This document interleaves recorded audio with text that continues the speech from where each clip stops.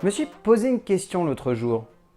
Peut-on considérer qu'il y a encore des auteurs qui aujourd'hui cherchent à repousser les bases d'un cinéma populaire alors que j'ai l'impression que la plupart des cinéastes présents à Hollywood en ce moment ne cherchent pas à aller plus loin que la surface des longs métrages qu'ils choisissent de mettre en scène? On sent qu'au sein du cinéma hollywoodien aujourd'hui, et surtout au cœur du divertissement et du cinéma popcorn, il y a un besoin, celui de baser l'entièreté d'une œuvre non pas sur une forme de proposition de cinéma qui détonne et qui sonne comme une évolution, ou une révolution du genre si on veut pousser le truc encore plus loin, comme il semble qu'à une époque ce fut le cas. Mais il semble que l'on soit revenu au milieu des années 90, une époque où le divertissement ne se prenait pas vraiment au sérieux et proposait des bonnes idées, mais servi par des longs métrages assez bas de gamme, ou si ce n'est pas le cas, complètement décérébrés. Était-ce une mauvaise chose ? Pas vraiment, car le climat de l'époque a donné lieu à des œuvres cultes, car il y avait des auteurs aux commandes de ces objets, et que par moments, si un Demolition Man ou un Piège en haute mer pouvait donner lieu à des œuvres crétines et simplettes, mais cool, un Cliffhanger ou un Total Recall venait apporter une vraie puissance à tout cela, au beau milieu de cette vague. Or, je pense qu'aujourd'hui, on est très certainement à l'aube de quelque chose de très étrange, soit un divertissement qui ne cherche pas à aller plus loin qu'une base un peu crétine finalement. Attention, encore une fois je le répète, ce n'est pas toujours une mauvaise chose. Si cela est assez bien dosé, cela peut donner lieu à quelque chose de cool et de décomplexé, qui bien dosé peut embarquer le spectateur dans une déferlante d'actions passionnantes et prenantes, si tant est que cela soit subtilement amené. On prendra des exemples tout à l'heure, mais ce qui me marque au-delà de cela, c'est surtout le fait que j'ai l'impression que la série B, que l'on nommait souvent car il s'agissait d'une œuvre bien faite mais servant un propos, une forme ou une base plus ou moins étrange ou loufoque, que ce que cela aurait pu donner si elle avait été bien dosée, se soit transformé aujourd'hui en un Z assumé, qui devrait donner lieu à une nouvelle forme de série B, une série B plus proche du bis que du réel B de son origine. Et c'est un peu cela qui me dérange, et c'est que même si on s'amuse devant ces films, cela ne marche pas vraiment, car il y a un côté je m'en foutiste de la part des créateurs de ces œuvres qui fait un peu mal au cœur.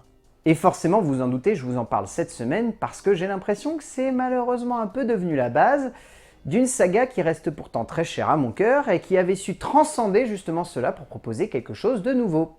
Fast and Furious, qui a commis de nombreuses erreurs au début de sa création, avec des épisodes 2 et 3 particulièrement décevants et mauvais, avait réussi à tenter quelque chose d'intéressant, soit un récit proposant des histoires certes décomplexées, mais plutôt bien ancrées dans les genres qu'elle choisissait d'investir. Mais alors là, quand je vois le long métrage de David Leitch qui sort cette semaine, chercher à nous offrir une certaine forme de divertissement totalement allumé et proche de la série Z en termes de sujet, en se basant sur des personnages secondaires jadis ennemis mais devenus amis la faute d'une pirouette scénaristique proche du nanar au sein de la série, avec l'épisode 8, je me dis que clairement, il y a un petit souci, voire même un gros souci.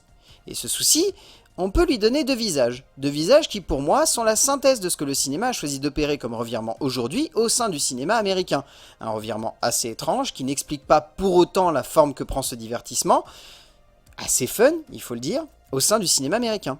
Deux auteurs qui, à mes yeux, je le pense profondément, ont deux manières radicalement opposées de voir ce que se doit d'être un divertissement pour un spectateur.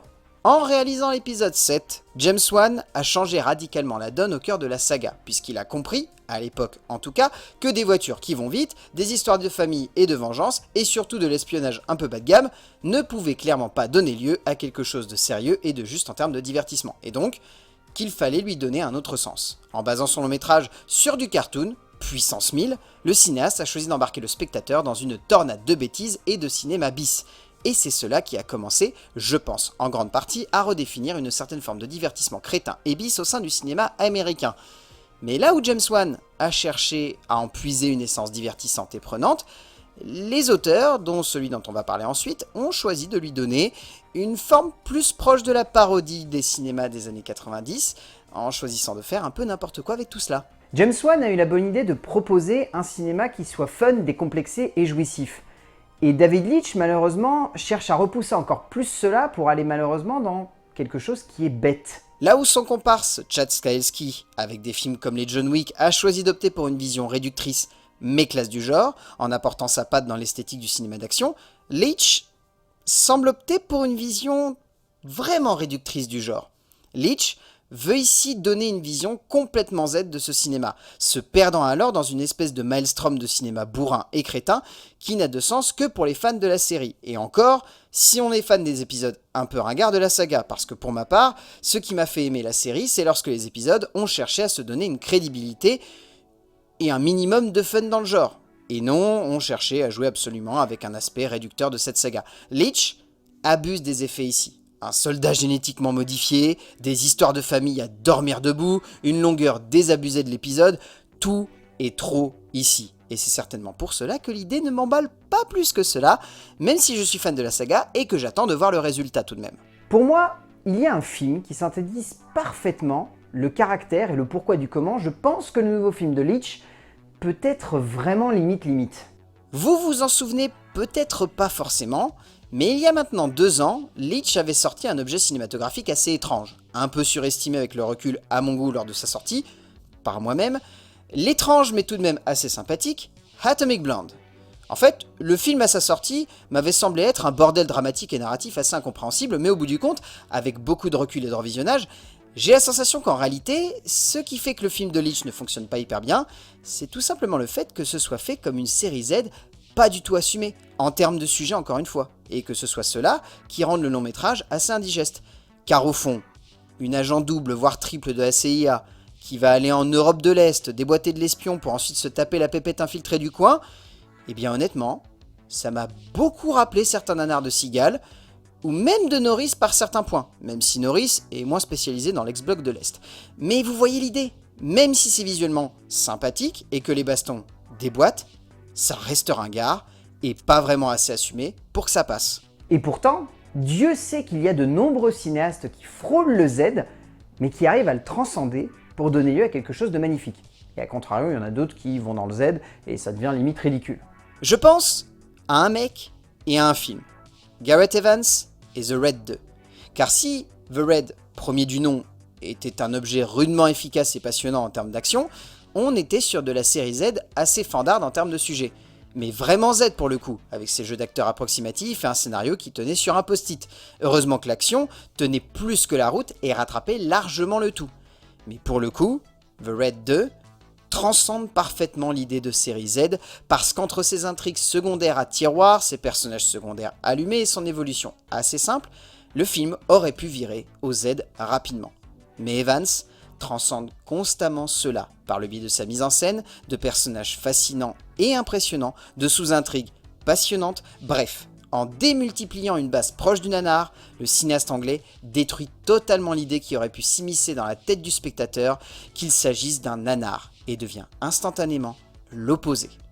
Pour opposer rapidement un peu le film vers un autre long métrage en un sens, voire même également un réalisateur, Robert Rodriguez a essayé de capitaliser énormément sur ce côté décomplexé de l'action, en abusant complètement des clichés, mais en un sens, en allant dans la même direction que Evans.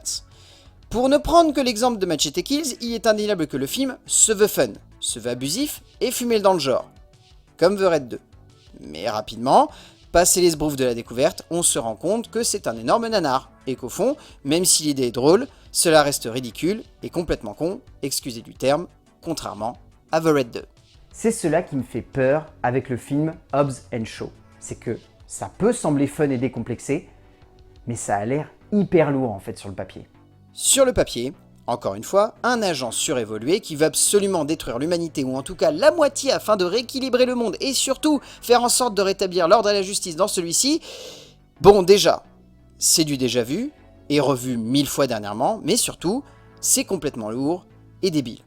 Alors en plus de cela, faire en sorte de mettre en avant le show The Rock Johnson et Kudlat Statham en tête d'affiche, et de leur laisser quasiment champ libre pour s'amuser, car lorsque j'ai vu la nouvelle bande-annonce avec cette séquence dans le couloir, je me suis littéralement dit « C'est une comédie en fait, c'est Tango et Cash, mais c'est double team, mon dieu !»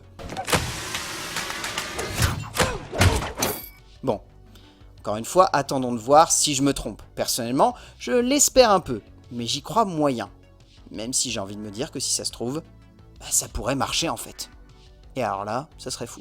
Attendons évidemment de voir ce que le long métrage va donner, mais je pense profondément que Hollywood va devoir clairement remettre en question son idée de divertissement. Puis dans le pire des cas, si ça marche pas, on sait très bien que Nolan passera derrière pour essayer de rattraper le coup. ça devra attendre l'année prochaine seulement.